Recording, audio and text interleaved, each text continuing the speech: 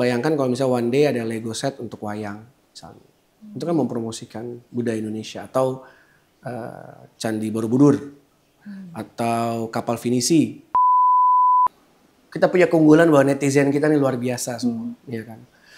Dan menggunakan TikTok, YouTube Shorts, Instagram Reels. Itu adalah salah satu platform atau jalur distribusi yang paling efektif untuk mempromosikan budaya-budaya kita yang positif. Aku pengennya sih Laskar Pelangi, boleh. Boleh. Menarilah dan terus tertawa.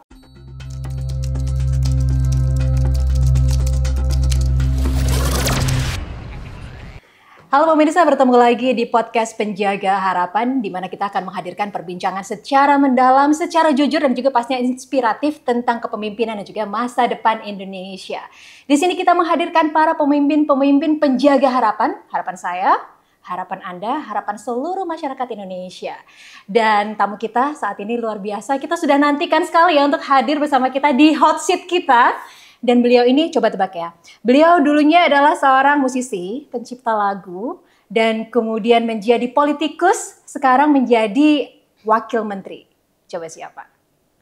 Ya, benar banget, sudah hadir di hot seat kita Penjaga Harapan. Kali ini ada Giring Ganesha, Wakil Menteri Kebudayaan. Give applause dong. Susah loh ngehadirin Mas Wamen ini ke sini.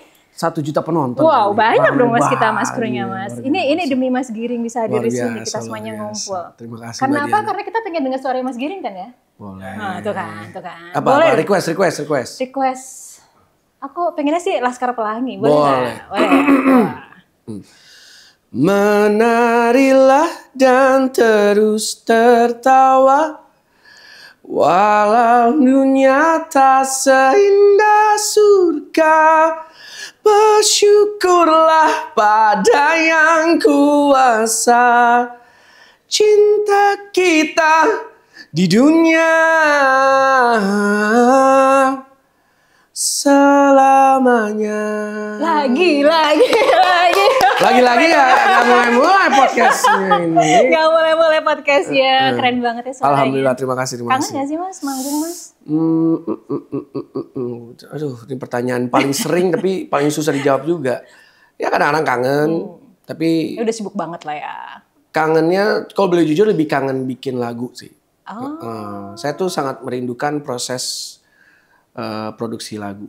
Mulai dari ide ke penulisan lirik, aransemen, sampai rekaman, sampai mixing dan mastering itu yang kangenin gitu. Ini kira-kira sekarang jadi wakil menteri terinspirasi untuk bikin lagu nggak? Udah nggak ada waktu, Mbak Diana. Ya Allah, dari pagi sampai malam. Dan benar kata Pak Presiden bahwa kita kan di Kabinet Merah Putih ini kan tidak ada tanggal merah. Gitu. Tidak ada tanggal merah. Dan kalau bisa di Kementerian Kebudayaan itu kalau Sabtu Minggu undangan acara festival budaya di seluruh Indonesia banyak banget. Kayak kemarin aja saya baru hari Minggu kemarin PP itu ke Tulung Agung. Iya, ya kan? Oke. Sebelumnya Kalimantan Selatan kalau nggak salah ya kan. Banjarmasin, Kalimantan Selatan gitu. Karena ternyata kita bersyukur sekali festival-festival budaya, pelaku-pelaku budaya itu semangat sekali untuk membuat begitu banyak event, baik itu pameran lukisan, baik itu festival budaya setempat, festival budaya tradisional, itu semuanya kita pasti diundang. Dan pasti membagi waktu bersama Pak Fadlizon, dia lebih luar biasa lagi, dia kerjanya jadwalnya lebih padat lagi. Jadi saya berusaha semaksimal mungkin untuk bisa mengisi di mana dia yang nggak bisa ngisi gitu. Mas tadi kan udah ngehibur kita ya dengan suaranya sangat merdu. Mas tahu gak sih kita semua di sini juga jago nyanyi loh Mas. Oh iya, bangga. Boleh gak dong? Boleh. Mau Siapa yang mau ngedengerin suara kita mau kan ya? Oke, let's go. Mau kan ya? Let's go. Oke, ready ya teman-teman ya? Oke, ready ya? 1, 2, 3. Happy birthday to you. Happy birthday to you. Aduh, terima kasih. Happy birthday. Happy birthday to you. Terima kasih. Tiup lilinnya, sekarang juga.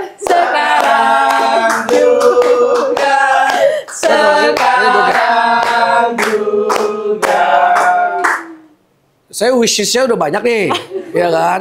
Hari ini gitu doain udah berapa kita, kali gitu. surprise, jadi izin saya mau mendoakan buat semua teman-teman penjaga harapan, agar semua yang di ruangan ini umurnya panjang, sehat, berkah, keluarganya dilindungi oleh Allah Subhanahu Wa Taala.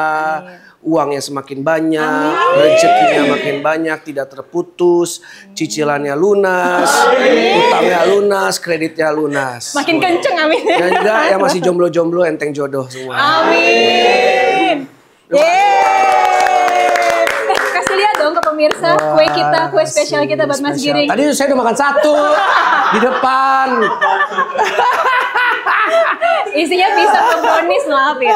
Terima kasih loh. Thank you. Tapi itu nemu candle dadakan loh, keren loh teman-teman ini. Thank you. Aduh jadi gak enak dirayain terus. Ini nggak perlu nyebut umur lah, soalnya masih 42 gampang. Di Google juga bisa 42 udah gampang. Tapi kalau secara pribadi apa nih Mas harapannya? Maksudnya sekarang kan sudah jadi wakil menteri ya. Maksudnya secara pribadi nih, harapannya kontribusinya untuk Indonesia atau apa nih? Ini kan salah satu mimpi saya yang jadi kenyataan kenapa saya masuk ke politik. Yaitu to be a public servant, menjadi pelayan publik. Dan saya bersyukur dipercaya oleh Bapak Presiden, Bapak Prabowo untuk memperjuangkan dan juga melayani para pelaku budaya. Jadi this is a dream come true. Makanya setiap hari saya bangun pagi itu selalu bersyukur, meditasi, bersyukur kepada Tuhan Yang Maha Esa, kepada alam semesta, bahwa diberikan kepercayaan ini gitu. Jadi kalau ditanya apa harapan yang penting bisa berguna, bisa membantu, bisa berguna gitu. Karena that's the whole point of being a statesman. Tapi jadi wakil menteri kebudayaan berat atau happy? Karena kalau aku ngeliat ya, ini kan pasti kebudayaan tuh bawaannya itu selalu yang seni, budaya, nonton, pertunjukan, nonton film, pasti happy kan gitu. Tapi ada pressure nggak? The best job in the world. Iya, karena bayangin kita datang diundang ke premier film itu bagian dari tugas kita, ya mensupport industri film, sinias-sinias.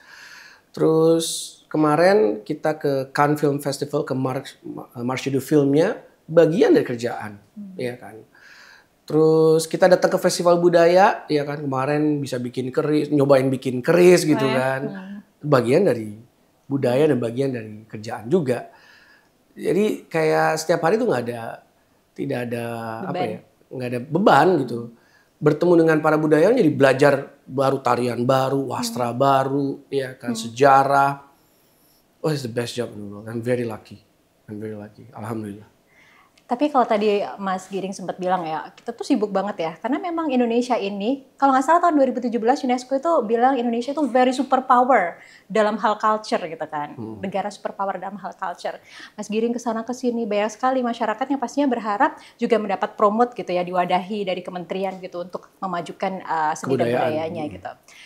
Aku tahu kenapa Mas Giring itu gesit banget nih datang ke masyarakat di daerah. Karena ada slogannya. Apa tuh? Aku baca, ikan sepat, ikan gabus, bukan ikan lele. Lebih cepat, lebih bagus, jangan bertele-tele. Bener gak? Tahu aja lagi. Iya bener kan, kayak gitu. Makanya Mas Giring tuh gesit banget nih datang ke masyarakat ya. Untuk pokoknya apa yang bisa kita bantu jangan bertele-tele, itu ya kan kayak gitu kan. Tantangannya kan kalau misal di pemerintahnya birokrasi. Kita sangat bersyukur bahwa kita punya instrumen-instrumen finansial untuk membantu para budayawan. Apalagi yang paling kita unggulkan sekarang kan dana Indonesiana kan. Nah ini kan sekarang yang apply sudah ada 8.000 pelaku budaya yang apply, baik itu dokumentasi budaya atau pembuatan budaya, ekspresi budaya baru, ada festival gitu. Dan sekarang sedang dalam proses pengkurasian. Jadi itu kan salah satu bagian dari pelayanan, bahwa kita sadar bahwa memajukan kebudayaan itu ada investment jangka panjang. Gak akan pernah bisa kita lihat beda kayak kalau misalnya kita membangun jalan atau membangun stadion olahraga, itu investment yang 2 tahun jadi kita bisa lihat. Tapi kalau investment in terms of culture itu ada long term investment. Contoh paling simple adalah kayak saya selalu kasih contoh ini adalah Provinsi Daerah Istimewa Yogyakarta dan Provinsi Bali. Di mana bertahun-tahun mereka itu para pemimpin daerahnya, Sri Sultan Hamengkubuwono invest besar di kebudayaan. Dan akhirnya sekarang bisa dilihat bahwa pariwisata, ekonomi kreatif, terus kebahagiaan warganya terlihat gitu, ada hasilnya. Tapi memang itu long term. Jadi kita di Kementerian Kebudayaan selalu yakin bahwa dalam usaha pelestarian, pengembangan dan pemanfaatan kebudayaan memang butuh modal, memang butuh investment. Tapi hasilnya secara long term akan terlihat dari segi pariwisatanya pasti akan meningkat, dari segi ekonomi kreatifnya juga pasti meningkat, dan kebahagiaan warganya juga meningkat. Iya, memang butuh investasi, butuh proses lah ya Mas ya, proses yang panjang. Tapi kalau kita ngelihat nih Mas yang lagi ngetren sekarang viral-viral kan yang pacu jalur gitu ya.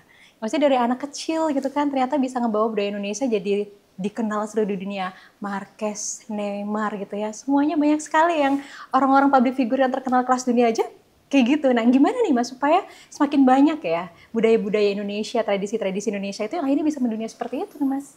Mbak Diana, kita punya keunggulan bahwa netizen kita ini luar biasa semua, ya kan. Dan menggunakan TikTok, YouTube Shorts, Instagram Reels, itu adalah salah satu platform atau jalur distribusi yang paling efektif untuk mempromosikan budaya-budaya kita yang positif. Kita ngomongin pacu jalur. Kita juga ngomongin contoh yang paling simple ya. Saya iseng waktu itu, anak saya lagi suka sekali dengan Gunung Padang, situs Gunung Padang. Okay. Ngomongin terus. Tapi umur berapa sih Mas obrolannya udah tentang Gunung Padang? Anak-anak saya kan paling demen saya dongengin. Mereka tuh suka saya cerita gitu. Jadi saya tuh hobinya dongeng di rumah. Masih sempet ya? Masih sempet. Kan kita suka di meja makan dan mereka tuh selalu ngomong, oh Dad you are so smart. Hah? Nah, saya tinggal cek aja di Google ya, tinggal di Google aja tuh saya ceritakan dengan bahasa saya gitu kan. Ya saya ceritalah tentang, ayah kemarin dari Gunung Padang. Oh apa itu ayah? Ya Gunung Padang mungkin sekarang masih diteliti dan lagi hujan ya, berkah nih. Jadi Gunung Padang mungkin bisa dilihat adalah salah satu situs tertua di dunia, maupun kita masih dalam penelitian. Oh ya, tiba-tiba anak saya yang kecil nih Abraham datang, ayah aku mau lihat dong Gunung Padang ya. Saya cek dong di YouTube, ternyata orang yang membahas Gunung Padang internasional ya, maksudnya YouTuber internasional banyak sekali membahas Gunung Padang. Gara-gara apa? Gunung Padang pernah masuk ke Netflix.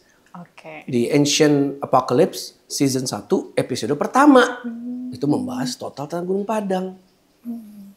Ini juga salah satu bagian dari diplomasi budaya selain pacu jalur kan. Sebenarnya kita begitu banyak IP kebudayaan kita yang masih bisa kita maksimalkan dengan bantuan dan kekompakan para netizen Indonesia yang luar biasa. Nah, jadi hal-hal positif ini semoga semakin banyak di post oleh para netizen. Contoh paling simpel kemarin kita baru saja ke Gua Layang-Layang di Kabupaten Maros di Sulawesi Selatan. Itu ada salah satu lukisan tertua di dunia juga, ya kan, oleh nenek moyang kita ditulis di atas gitu. Tapi secara landscape bawahnya sendiri juga indah sekali. Dan sekarang semenjak kita promosikan, kita benahi di Maros. Sulawesi Selatan. Oke. Sejam lah dari bandara ya. Sekarang ramai terus. Ramai sekali. Nah, ini kan tempat-tempat seperti ini, situs-situs ini, museum-museum. Sekarang juga Museum Nasional tuh kalau weekend juga ramainya setengah mati ya kan. Ya tinggal sekarang kita butuh kerjasama dengan para netizen.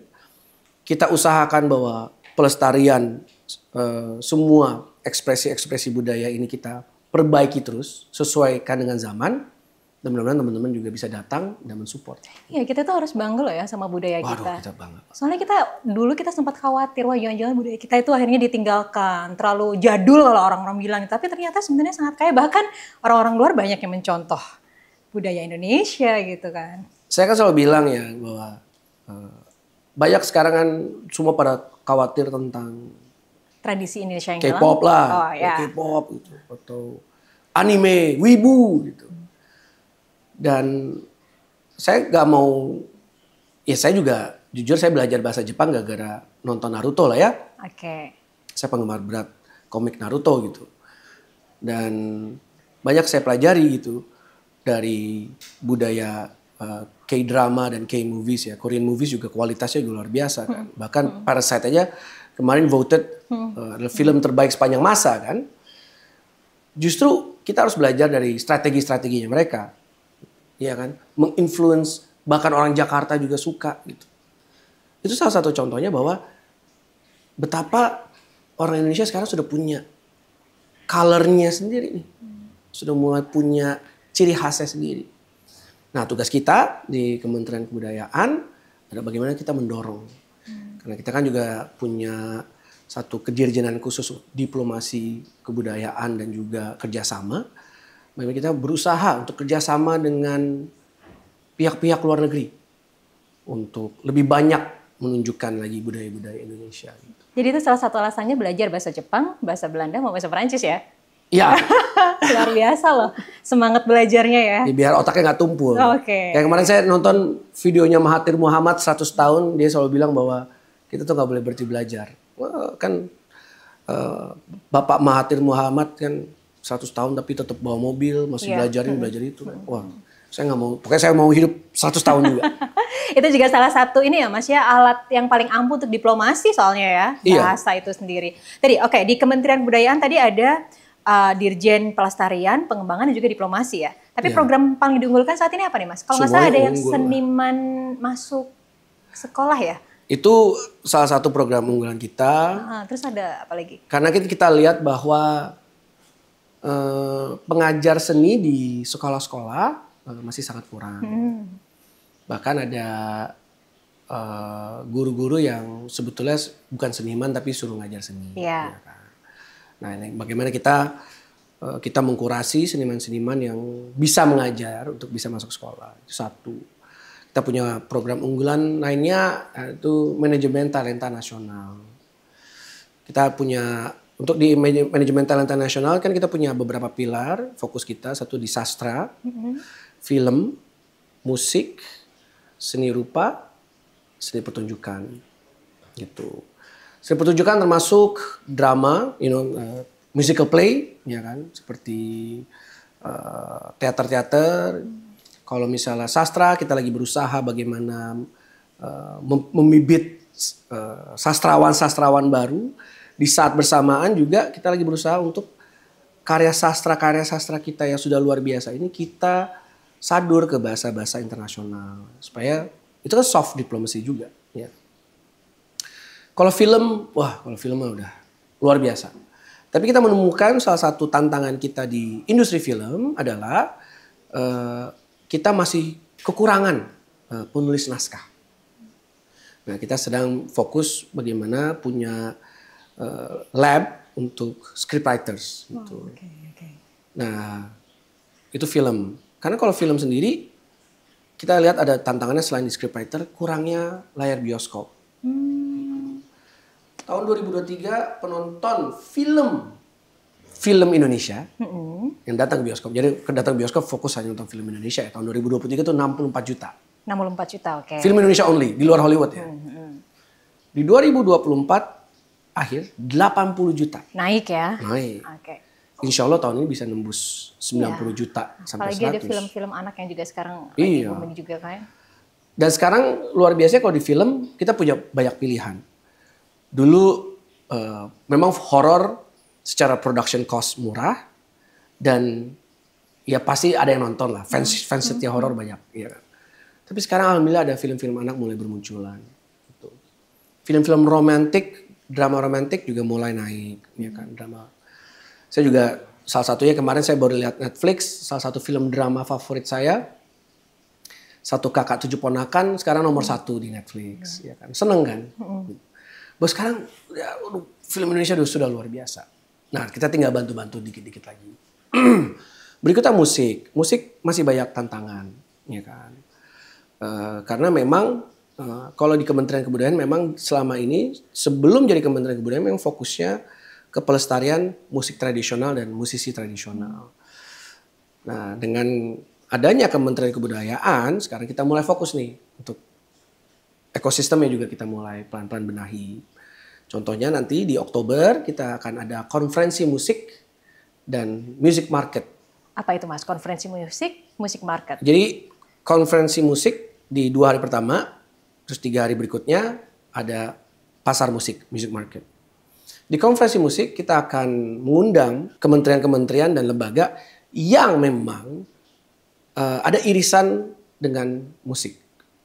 Contoh, kita akan mengundang Kementerian Pariwisata untuk ngomongin bagaimana menggunakan musik-musik tradisional di hotel-hotel misalnya. Pemain musik tradisional di hotel. Habis itu juga untuk kalau kita mau mengundang, ya lagi ada tantangannya adalah Kementerian Hukum untuk hak cipta, itu kan kita undang juga. Kementerian Keuangan kita akan undang juga untuk ngomongin tentang pajak. Kementerian Ketenagakerjaan juga akan kita undang untuk ngomongin tentang perlindungan para pelaku seni dan juga para pelaku seni yang di backstage, para kru misalnya. Kayak kita harus juga mikirin kru-kru, baik itu kru panggung, kru musik, kru lighting, itu kan juga harus kita pikirin. Itu bagian dari ekosistem. Nah, jadi di hari pertama kita akan fokus banyak ke regulation base. Nanti di hari kedua kita akan fokus ke ekosistem. Gitu. Itu menarik ya, karena kalau kita ngomongin masalah musik aja kan ini ya masih tadi yang Mas Giring bilang berpolemik gitu ya antara musisi, pencipta lagu. Saya nggak mau tanya lebih detail, cuman kalau misalkan Mas bisa menyarankan apa nih dalam hal ini gitu? Nomor satu yang selalu saya utarakan di banyak doorstop ya, adalah bagaimana kita harus membereskan lembaga manajemen kolektif nasionalnya agar lebih profesional dan juga lebih transparan. Karena dengan isu transparansi ini berdampak kepada para pelaku, para pencipta, para performer, sangat berdampak. Karena mereka ngerasa bahwa, aduh, gini, makanya intinya gak transparan akhirnya jadi banyak miscommunication lah bahasa Curiga-curiga ya. Miscommunication, oke. Jadi saya rasa yang paling pertama yang harus dilakukan itu. Kita harus membuat LMK ini lebih transparan dan profesional. Satu. Kedua, kenapa Kementerian Kebudayaan, Pak Menteri dan saya ingin mengadakan konferensi musik dan music market. Karena kuncinya adalah sebanyak nongkrong, bahasa gaulnya ya. Banyak ketemu. Ya. Banyak ketemu, banyak duduk, banyak ngobrol. Agar semua satu suara. Banyak dan harus kompak.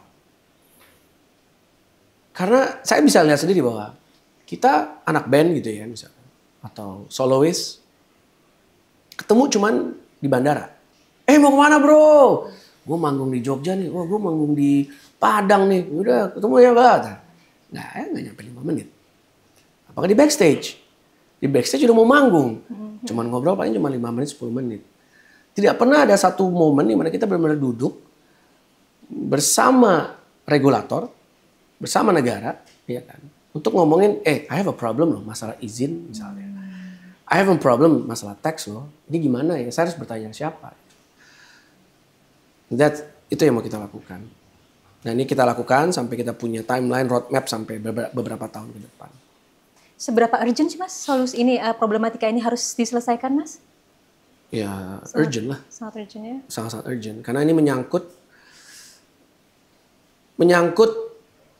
ya keadilan lah. Sangat urgent. Nah, kalau dalam hal tadi masalah musik ya Mas, ini kan dibutuhkan transparansi apalagi mengenai royalti. Nah, gimana tentang undang-undang hak cipta nih? Kita tahu itu kan tahun 2014 ya. Kalau menurut Mas Giring ini masih relevan nggak? Atau ya sebaiknya sudah mulai ada pembaharuan? Seharusnya terus diperbaiki ya karena zaman kan. Bayangin zaman sekarang, ya belum ada sebuah regulasi ya tentang masalah digital streaming platform. Belum ada. Ya. Terus masalah bagaimana TikTok menggunakan lagu-lagu kita gitu, lagu-lagu para musisi Indonesia. Walaupun sebenarnya TikTok juga salah satu media sarana promosi yang luar biasa ya. Saya tadi habis meeting hari ini dengan teman-teman Spotify. Okay. Dan mereka juga ngasih tauin bahwa efek dari TikTok itu berdampak ke streamingnya lagu-lagu Indonesia. Gitu. Nah ini kan juga kita belum pernah kita bahas. Maka nanti insya Allah Spotify, TikTok juga akan kita undang juga. Gitu. Mereka juga harus ngomong. Mereka harus berbicara bagaimana musisi-musisi Indonesia harus bisa cepat beradaptasi dengan teknologi. Terus masalah hak cipta ini memang harusnya bisa lebih cepat adaptif aja sih. Karena beda sekali. 2014 sama 2025 Iya. beda sekali. Nah, kita justru selain concern dengan itu, kita juga concern dengan pendampingan hukum untuk para musisi. Musisi itu kan, apalagi musisi-musisi muda ya. Musisi itu kan tiba-tiba ada kontrak rekaman di depan, pasti kan langsung tanda tangan. Oh iya, lihat nominalnya apalagi gitu ya langsung. Karena kan, wah kapan lagi nih, ya kan. Nggak mungkin kesempatan kedua nggak bakal muncul lah, tanda tangan. Tanpa melihat efek samping di belakangnya gitu. Dan juga sekarang juga ada banyak pilihan juga. Recording label juga sekarang juga butuh sebuah regulation juga gitu. Karena sekarang banyak sekali kayak musisi-musisi Indonesia yang memilih untuk ya udahlah langsung aja bikin label sendiri, upload YouTube, upload Spotify, kan sekarang semua udah bisa langsung. Ada publishernya, udah selesai. Gitu. Contohnya Denny Caknan, contohnya saudara-saudara kita yang dari timur itu kan semua labelnya sendiri. Dan di sini di konferensi musik ini kita mau bilang juga gitu bahwa banyak sekali musisi-musisi dari daerah tuh berpikir, wow saya harus ke Jakarta. Enggak juga, enggak usah ke Jakarta, you're good. Tapi coba bikin festivalnya, bikin acaranya, makanya kita di sana juga akan mengundang para ahli-ahli pembuat festival agar semua para ekosistem musisi-musisi dan juga event maker dari luar Pulau Jawa bisa bikin event sendiri. Beda Mbak Diana waktu zaman kita kan zaman MTV, zaman Inbox dahsyat dulu di Trans TV apa tuh namanya tuh, yang pagi-pagi tuh. Ingat nggak? Pokoknya Gilang Dirga kan waktu itu hostnya tuh, saya masih ingat banget tuh. Iya kan? Dan itu kan kita harus bangun pagi. Karena semua di-influence oleh TV dan media. Majalah, radio. Dan sekarang kan enggak. Orang yang masih dengerin musik metal gitu ya. Ya udah tinggal, pasti Spotify-nya, YouTube-nya sih musik metal. Jadi di era digital ini semua orang bisa menyukai dan juga memilih selera musik mereka masing-masing. Jadi saudara-saudara kita dari timur nggak usah ke Jakarta, bikin skenanya sendiri, insya Allah bisa sukses juga. Iya, pasti yang musisi-musisi atau pekerja seni ya Mas yang dari daerah itu kan kadang suka bingung ya Mas kalau misalkan mereka menghasilkan karya seni gitu ya. Terus mereka itu kan kalau sekarang yang lagi berkembang ini harus direct license aja deh gitu. Pembayaran royalti semuanya langsung ke mereka. Setuju nggak sih Mas yang seperti itu? Ya masih dikaji ya kayaknya ya.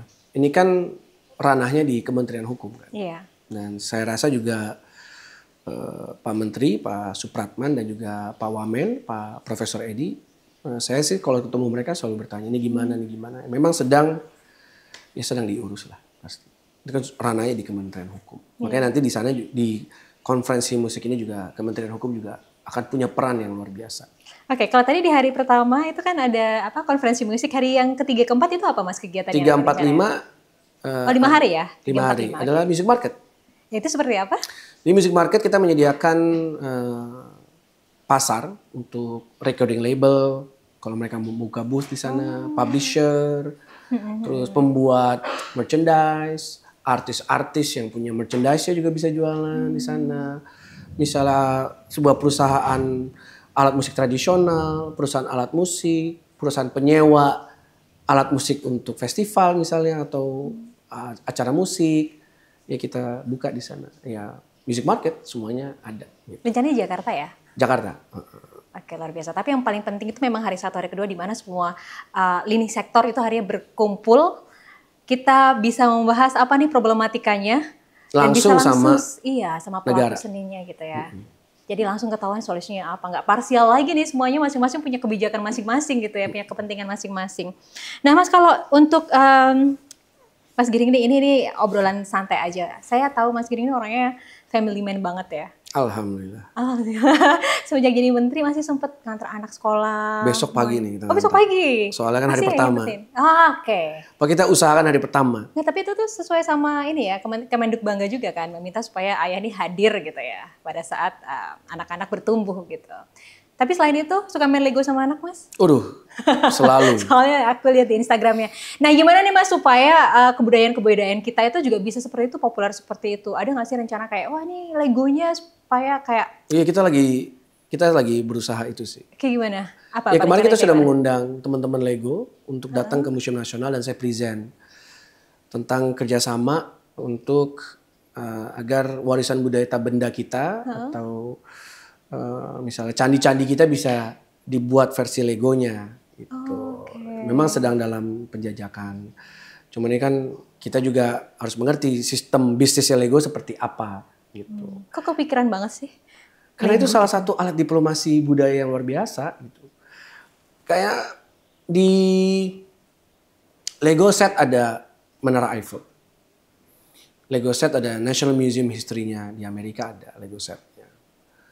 Terus ada Lego set, saya collect Lego set Vincent van Gogh yang dari Starry Night sampai yang Sunflower. Sama Hokusai yang The Great Wave tuh ada Lego setnya. Itu kan semua adalah produk budaya, ekspresi budaya. Bayangkan kalau misalnya one day ada Lego set untuk wayang misalnya. Itu kan mempromosikan budaya Indonesia atau Candi Borobudur atau kapal finisi. Misalnya. Kapal finisi, oke. Iya kan. Itu salah satu mimpi besar saya pribadi ya. Ini pribadi ya, tapi mudah-mudahan bisa terjadi. Nah, tapi kalau kita ngomongin Lego, sebenarnya terima kasih Mbak Diana you have done your research very well. Thank you. Karena sebenarnya lebih dari itunya sih, bukan masalah Legonya. Tapi masalah bahwa saya membiasakan kalau lagi kosong itu kita selalu di meja makan selalu ngumpul. Bisa nyusun Lego atau biasa kita ngelukis. Oh, ngelukis. Lukis bareng gitu. Saya punya banyak lukisan karya kolaborasi antara anak saya dan saya. Katanya di ruangan Mas Mamen banyak ya hasil lukisan-lukisan. Iya, soalnya istri saya nggak suka lukisan saya. Jadi kamu taruh kantor aja ya sayang ya. Oke. Ya, kita sabar Biar aja. nggak menemenuhin rumah ya Mas ya. Ya, sabar. Ya sayang apa. Mungkin dia lebih suka lagu-lagu saya daripada lukisan-lukisan Oh saya. gitu. Jadi udah apa-apa. Untung lukisan saya kecil-kecil ukurannya jadi masih aman. Dan bagi saya duduk bareng melukis sama anak-anak itu quality time yang luar biasa. Karena we put our phone down, we put away our phone, dan kita ngobrol. Saya bisa nanya, how's your school? Misalnya gimana sekolah? Lalu mereka cerita lah tentang gengnya lah, mereka cerita temannya lah, mereka cerita tentang ini. Dan mereka ngobrol, terus saya dengerin aja sambil. Bahkan saya suka cerita tentang kerjaan bapaknya gitu. Ayahnya kerjanya apa gitu. Ayah ngapain aja sih jadi wamen? Ini ngurusin ini. Sensor film. Apa itu sensor film? Ya kamu nih masih kecil gak boleh nonton film horor ya. Gitu. Oh iya gitu. Jadi diskusi-diskusi itu. Nah ngomongin Gunung Padang. Ngomongin apa. Itu semua terjadi di meja makan. Dan bahkan bisa tuh. Misal kita mulai dari 6 sore gitu ya. Jam 6 sampai jam 12 malam. Oh ya? Iya ngobrol gitu. Nanti tiba-tiba anak saya yang paling gede. Dari ke kamar. Bosen. Join juga gambar juga. Gitu. For us. Melukis is part of our bonding time. Gitu. Susah loh biasanya anak-anak sekarang itu lebih prefer gadget ya Mas daripada quality time sama family kan. Ya kalau gadget sih mereka ya masih saya nggak memungkiri lah. Mereka juga pasti main gadget dong. Ya kan. Tapi kalau bapaknya lagi di rumah di meja makan nggak ada yang main handphone. Oke, tapi ini sebagai wakil Menteri Budaya anak-anaknya suka apa aja nih Mas? Maksudnya bagaimana memperkenalkan kebudayaan, terutama yang tradisi-tradisi Indonesia kepada mereka. Terus mereka sekarang hobinya apa yang ngikutin dari Mas Giring? Kalau Zidane itu he's a good guitar player sekarang, main gitar dia. Bapaknya lagi suka apa? Itu slang. Bim Bim Jangan Menangis nanti dia pelajarin. Lagu Bim Bim Jangan Menangis. Dan itu lead gitarnya Pupus susah loh. Om Andra jago banget, itu dipelajarin bisa. Terus kalau Aisyah Ratu Jaro, dia kapten Ratu Jaro di angkatannya dia, tari Aceh. Ratu Jaro namanya. Terus kalau Jasmine ya pelukis. Ya. Dia pengen jadi aktor katanya. Pengen jadi aktor. Ya, soalnya dia bisa Ayah aku bisa nangis tiba-tiba. Ayah aku bisa marah gitu. Jadi gitu. Ayo Jasmina ketawa, nangis, gitu bisa. Jadi ayo kapan dong aku boleh main film? Ya boleh aja, go ahead if you want it gitu kan. Kalau Abraham lukis bareng. Something that really interested in my mind. Biasanya anak-anak sekarang itu ya Mas ya, di doktrinnya ini kalau versi saya ngelihatnya sebagai seorang ibu itu kebanyakan kalau mau pinter, mau berhasil itu lebih secara akademisi. Tapi di Indonesia mungkin seni itu tidak terlalu dipupuk gitu. Tidak terlalu diperkenalkan gitu. Itu gimana Mas caranya supaya anak-anak kita itu bukan cuma sebagai objeknya tapi bisa sebagai subjek atau pelaku seni nih Mas? Ya kalau anak-anak ya, anak-anak saya sih, saya kan belajar parenting dari orang tua saya dong. Orang tua saya kan nggak pernah nuntut saya jadi apa. Nggak pernah cuman kasih teaser aja. Misalnya, lagi suka fotografi, saya dipinjemin kamera bapak saya. Oke, difasilitasi. Fasilitasi. Tapi tiba-tiba berubah lagi. Suka nyanyi, dilesin nyanyi. Ya kan. Nah kakak saya yang kedua, suka ngelukis. Jadi fasilitasi ngelukis, dikenalkan dengan pelukis-pelukis, seniman-seniman. Akhirnya sekarang punya galeri dan sekolah seni rupa dan patung gitu kan. Namanya Ganara Art. Kakak saya yang pertama hobinya nonton berita politik. Terus dia suka research. Sekarang jadi global director di L'Oreal di Prancis gitu. Karena marketingnya dan marketing researchnya gitu. Jadi dari dulu memang orang tua saya nggak pernah maksa kita bertiga jadi apa. Tapi what do you want? If you want to do it, misalnya you choose that, fokus. Gitu. Karena waktu saya memilih untuk jadi musisi, ibu saya cuma bilang ya udah fokus. Gitu. Ya all out. Nah sekarang anak saya juga, ya whatever you want. Mau apa terserah. Ya kita cuma fasilitasi aja.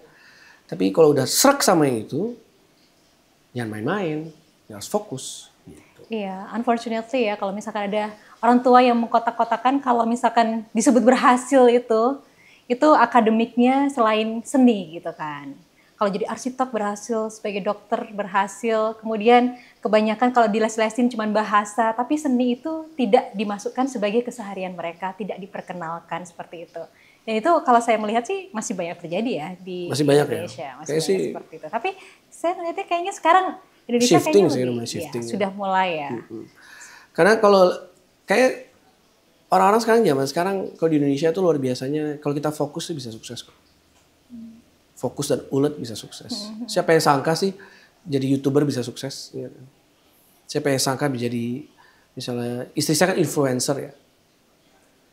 Ada satu momen di mana beberapa tahun yang lalu istri saya tuh uangnya lebih banyak daripada saya. Oh ya? Sampai kadang-kadang saya suka dibeliin tas sama dia, ya apa gitu. Iya, dari bener. Influencer ya? Dari influencer gitu. Siapa yang sangka bahwa zaman sekarang itu ada begitu banyak pekerjaan-pekerjaan yang tadinya nggak ada jadi ada aja. Ya. Karena yang paling penting adalah uletnya dan fokusnya itu. Dan jangan pernah berhenti belajar hal yang baru ya. Memang saya nggak pernah. Saya selalu bilang kok semua pekerjaan itu luar biasa kok. Saya selalu bilang sama anak saya semua pekerjaan itu luar biasa. Yang penting kamu itu pekerjaannya halal nomor satu lah nomor satu halal. Nggak ngerugiin orang, nggak menzolimi orang, tidak menghambat rezeki orang. Dan di saat bersamaan ya kamu harus fokus ke situ. All out. Gitu. Mas Giring ini kalau ini kan baru ya menjabat sebagai wamen gitu. Masih perjalanannya panjang gitu Mas. Kira-kira the biggest goal that you have to achieve within your career gitu. Selama 5 tahun ini apa nih Mas? Mimpinya merealisasikan apa di Kementerian Kebudayaan? Waduh banyak banget ya Mbak. Bisa nggak habis nih. Salah satu your dream that you have it have to be true gitu. Or your priority-nya apa nih Mas? Nomor satu adalah saya berharap dan akan bekerja keras agar semua budayawan, seniman, artisan itu bisa merasakan hadirnya negara sekarang. Karena selama 79 tahun kan tidak pernah ada yang namanya Kementerian Kebudayaan. Ini kan gagasan luar biasanya dari Bapak Presiden Prabowo. Bahwa harus ada satu kementerian yang fokus untuk ngurusin kebudayaan. Cita-cita beliau kan waktu ngomong ke saya adalah kebudayaan harus menjadi wajah dari bangsa dan negara kita. Museum, galeri nasional, sanggar tari, sanggar musik, itu harus menjadi etalase terdepan dari pemajuan dan pertahanan kebudayaan. Itu kan pesan beliau kepada saya. Jadi kalau goal yang paling penting adalah, menurut saya 5 tahun ke depan, negara selalu hadir untuk para budayawan. Negara harus selalu hadir untuk para seniman. Baik itu dalam usaha pemajuannya, baik itu dalam usaha pelestariannya, pemanfaatannya, pemberdayaannya, pengembangannya, negara harus hadir. Kita berusaha hadir. Tapi tantangan terbesarnya apa yang selama ini, sejauh ini ya, yang sudah Mas Giring alami nih? Bukan tantangan sih menurut saya. Apa itu? I think it's a blessed. It's a blessed because we are so rich in culture. Budaya kita tuh kaya banget, Mbak Diana. Saya tuh setiap kali ke daerah barat tuh saya, oh my God, bagus banget. Kainnya, wastranya, tariannya, pantunnya, alat musiknya. Aduh, ini blessing yang kerja keras. Makanya kerja kebudayaan itu tidak mungkin bisa dilakukan sendiri oleh Kementerian Kebudayaan. Harus dibantu oleh para kepala daerah, para gubernur, bupati, wali kota. Nah, setiap kali ketemu dengan kepala daerah saya harus ngomong berkali-kali. Ini investment jangka panjang. Memang ini intangible. Emang ini nggak terlihat, beda kayak kita bangun jalan, bangun selokan, bangun enggak kelihatan. Tapi I guarantee you, in the next 10 years, 15 years, 10 tahun, 15 tahun ke depan, kalau kita mau invest lebih besar lagi di kebudayaan, lihat tuh hasilnya. Bali, lihat hasilnya. Yogyakarta, lihat hasilnya. Jakarta. Iya kan? Ada bentuknya. Nah ini yang harus kita. Nah ini kerjasama Kementerian Kebudayaan, habis itu kepala daerah, mitra swasta. Dan kita bersyukur sekarang swasta juga banyak yang mulai invest di kebudayaan. Mereka punya banyak dana-dana CSR yang fokus kebudayaan. Dan kita bersyukur sekali bahwa masih banyak sekali filantrofi yang memang cintanya kepada kebudayaan luar biasa. Ini kerjasama luar biasa. Iya, dan yang pastinya kitanya juga perlu diliterasi ya Mas, karena jujur ya Mas, kayak saya sendiri aja baru tahu loh kalau pacu jalur itu sebenarnya sudah menjadi warisan budaya tak benda udah lama banget. Kalau misalkan nggak ini viral, saya nggak tahu gitu kan. Nah itulah perannya netizen. Top. Terus noken, ya kan, itu juga, itu bahkan warisan budaya tak benda. Kita ke Papua, kita pakai itu, kita nggak tahu kalau ternyata itu bahkan dunia sudah mengakui kayak gitu. Kemarin istri saya, waktu saya ke Papua Barat, istri saya memakai noken. Terus? Cantiknya luar biasa. Iya. Dia turun dari mobil, saudara-saudara kita di Papua begitu ngeliat ibu wamennya pakai noken, semua pada, ibu wamen cantik sekali gitu. Emang dasarnya sudah cantik, semakin cantik. Ya kan? Jangan sampai bilang enggak. Enggak boleh masuk rumah nanti ya. Jadi dan tiba-tiba kita pindah lagi nih. Sebelumnya kita ke Makassar. Oke. Kita pakai baju bodo. Ya kan. Cantik lagi. Wah gila. Kemarin kita ke Lampung, pakai baju tradisional Lampung, tapis ya kan. Aduh cantik. Jadi itu kita baru ngomongin wastra loh. Baru ngomongin baju. Baru ngomongin kain. Kita belum ngomongin alat musik, Mbak. Aduh, musik ya. Aduh. Amazing. Nah ini kerjasamanya harus kerjasama bersama sih. Iya. Ya pastinya butuh support masyarakat lah ya Mas ya. Iya. Masyarakat sebagai lingkungan paling dekat kan. Yang langsung bersinggungan sama budaya-budaya itu. Untuk bisa membantu mempromosikan. Jadi sebenarnya diplomasi kebudayaan ini bukan cuma dari pemerintahnya aja. Tapi dari masyarakat juga ya. Dalam hal ini juga netizen ya pastinya ya Mas ya. Iya. Nah sebelum kita menutup ini Mas. Saya tuh dari tadi mengamati ya. Mungkin teman-teman juga pastinya melihat Mas Giring kalau dulu itu ke publik gitu ya. Pakai kaos Varsity. Tapi kalau sekarang beda loh di Instagramnya. Iya kan? Pakai jas. Saya tadi kaget, wah udah pakai tie gitu kan. Emang selalu kayak gitu. Kenapa? Apa? Image yang ingin dimunculkan gitu. pada ini kan ya. Kalau dulu kan pakai Varsity, pakai jaket gitu kan. Tapi ya tadi kita sebelum di sini Mas Giring ini kalau kan lagi ulang tahun, lagi terima telepon aku nggak tahu ya dari teman atau dari saudaranya, masih menjadi Mas Giring yang biasa gitu, Masih bukan sebagai sama wakil menteri. aja. Masih sama aja. Cuman gitu. pakai bajunya aja beda. Why gitu? Ini salah satu bentuk sama. diplomasi apa gitu yang ingin disampaikan, as an image branding or something else? No, jadi kan saya ngeliat banyak kan banyak ngobrol sama Pak Fadli ya, Pak Menteri, dan beliau kan punya banyak archive foto-foto our founding fathers ya. Setiap kali ada momen-momen penting, saya perhatiin, Pak Menteri, kok zaman dulu nenek moyang kita gaya-gaya ya? Pada pakai jas, kombinasi jas pakai sarung, ya kan, pakai jarik, pakai blangkon, ya kan, keren-keren. Iya, zaman dulu nenek moyang kita tuh keren-keren pakai jas gitu. Dan saya sangat terinspirasi dengan Pak Presiden. Pak Presiden kan pakai jas, terus pakai dasi, mau langsung wah top. Ya udah sekarang almost every day pasti ke kantor pakai jas. Oke. Tapi kalau ke lapangan pasti selalu pakai baju safari. Kalau rapat dengan DPR pasti pakai kemeja putih. Jadi udah udah template ternyata ya. Kalau rapat kabinet pakai baju putih. Jadi udah ada template. Tapi almost every day saya selalu pakai jas. Gitu. I think ini salah satu tanda. Kan banyak sekali saya datang pasti kan selalu acara-acara peresmian, acara temu dengan ini. Saya pakai jas kan jadi menghormati yang mengundang. Gitu. Mas, closing statement dong buat kita semuanya. Aduh, paling berat ya kalau suruh closing statement. Ya? Suruh nyanyi aja nggak apa-apa. Boleh deh. Itu lebih gampang daripada closing statement. Nyanyi boleh request tapi lagu daerah, Mas. Ya? Apa? Lagu daerah. Lagu daerah saking banyaknya sampai bingung. Satu lagu deh buat kita. Ini lagi ngetop nih, lagi ngetop lagi nih lagunya.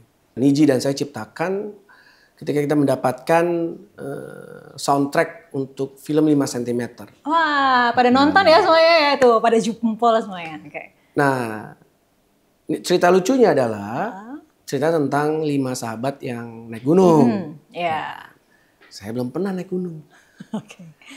Tapi kru-kru saya sering banget naik gunung. Saya tanya, naik gunung tuh gimana rasanya? Ya rasanya kayak di atas awan. Nah, makanya waktu itu salah satu lagunya judulnya Di Atas Awan. Nah terus tiba-tiba produsernya suka. Minta 3 lagi dong. 3 lagi? Buat apa? Ada satu momen. Momen apa? Momen ketika ternyata baru tahu yang ini suka sama ini, yang ini suka sama ini. Judulnya Rahasia Hati. Dan sekarang lagi ngetop banget. Ngetop lagi. Mungkin saya coba nyanyiin dikit ya. Oke. I wanna love you like the hurricane. I wanna love you like the mountain rain.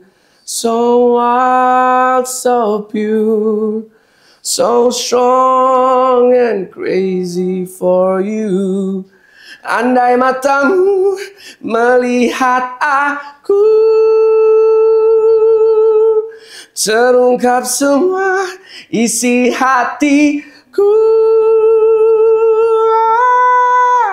Alam sadarku, alam mimpiku, semua milikmu. Andai kau tahu rahasia cintaku. Wakil Menteri Kebudayaan Giring Ganesha, terima kasih banyak. Terima kasih Mbak Diana. Sudah hadir di hot seat kami. Kami menitipkan harapan kepada Anda ya Mas. Terima kasih. Baik, dan pemirsa demikian Menjaga Harapan kali ini bersama Wakil Menteri Kebudayaan Giring Ganesha. Jangan lupa untuk subscribe, like, dan juga komen ya terhadap talkshow kita pada hari ini. Saya Diana juga undur diri. Terima kasih. Bye. Terima kasih.